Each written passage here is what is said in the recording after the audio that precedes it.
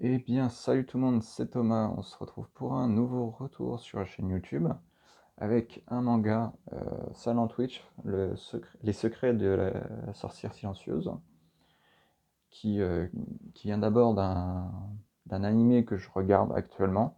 Et j'ai décidé d'acheter le manga parce que déjà d'un côté, je trouvais que l'animé était intéressant et quand j'achète les mangas quand je regarde les animés et ensuite j'achète le manga, c'est souvent pour voir les différences euh, au niveau de l'histoire, au niveau du traitement des personnages, etc., pour voir un peu l'autre facette.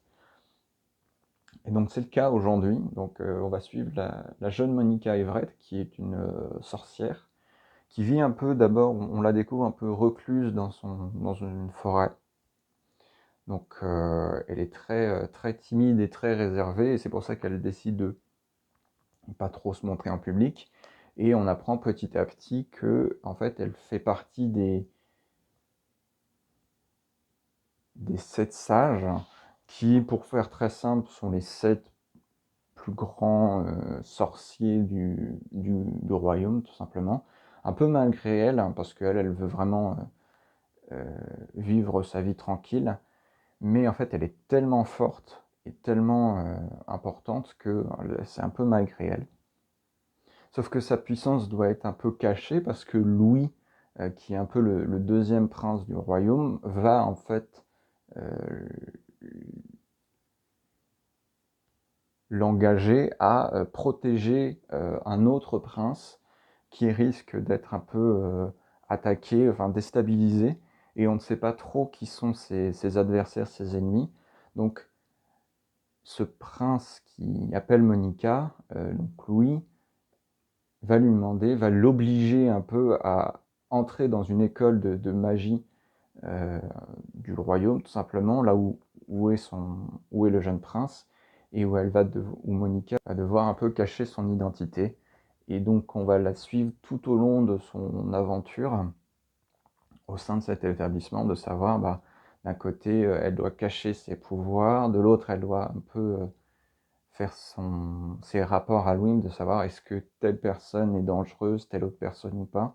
Et donc on va la suivre tout au long de cette découverte un peu de ce monde, ce royaume. Et ce que j'aime bien, c'est que personnellement, dans les histoires un peu comme ça, ou les histoires, c'est la découverte du monde par le personnage. On, c'est les fameux show don't tell, comme qu'on nous dit, et c'est ce que je trouve que Silent Witch a fait, enfin la sorcière silencieuse a très bien fait. C'est-à-dire que on découvre le monde au travers des yeux de Monica, et c'est à la fois intéressant et à la fois drôle, parce que c'est en fait cette timidité maladive de Monica en est presque drôle, et je regarde, enfin, quand il y a certains éléments de l'animé où c'est à mourir de rire quand elle est stressée, quand elle est vraiment timide, vraiment réservée, et ça en devient presque drôle. Et d'un autre côté, on a une autre partie d'elle où est beaucoup plus sage, enfin sage, comme elle fait partie des 7 sages, et beaucoup plus forte et indépendante. Et je trouve que le parallèle entre ces deux personnalités est très bien fait, très bien amené. Et c'est vrai qu'on a vraiment les deux côtés. D'un côté, la sorcière silencieuse, très réservée, qui parle pas, qui bégaye, qui perd un peu ses moyens, et de l'autre, la sorcière sage, euh, qui, euh, qui va tout, qui est vraiment forte et qui monte sa puissance. Et donc là, on va savoir que, et donc on va voir par la suite l'embrigadement, enfin comment le monde va être découvert à travers ses yeux, et on va découvrir le monde. Et je trouve que c'est assez intéressant de parler comme ça, de partir comme ça dans une aventure, tout simplement. Et donc voir qu'est-ce qui se passe, pourquoi ce prince est menacé, est-ce que Monica va réussir à le protéger, comment vont évoluer les personnages tout autour d'elle. Et non, je trouve que c'est assez drôle et c'est assez sympa. Et on s'attache vraiment au personnage. Et c'est vrai que ce qui fait aussi, parce qu'on s'attache beaucoup à un roman, à un manga, c'est le personnage principal ou un autre personnage secondaire où on s'attache vraiment, et je trouve que dès le début de l'histoire, on s'attache facilement à Monica parce que, euh, parce que ça en devient drôle et c'est...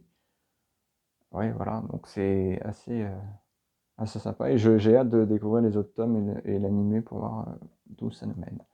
Sur ce, c'était Thomas et on se retrouve pour un nouveau retour une prochaine fois. Salut!